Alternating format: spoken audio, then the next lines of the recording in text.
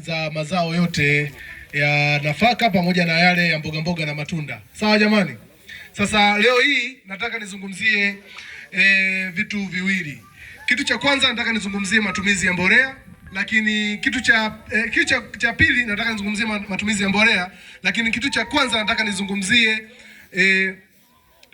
utunzaji wa mashamba. Sawa jamani? Wangapi huwa wakienda kuweka mbolea kwenye mashamba yao huwa wanahisi mbolea hazifanyi kazi? Wangapi huwa wakienda kuweka wakienda kuweka mbolea kwenye mashamba yao wanahisi mbolea hazifanyi kazi? Wengi tu.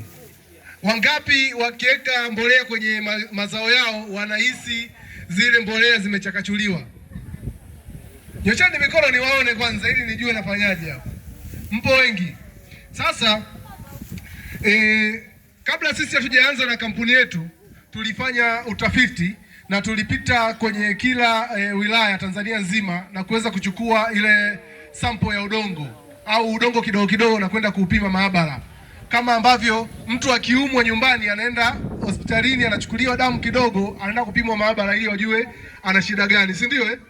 Sasa sisi tulivyopima maabara udongo tuligundua kwamba udongo wa mikoa ya Iringa, Njombe, Mbeya, Songwe pamoja na changamoto ya tindikali. Sawa jamani? Changamoto ya nini? Nani alisha kusikia neno tindikali? Mshakusikia? Sasa tindikali kwenye udongo ni sawasawa na mtu akiwa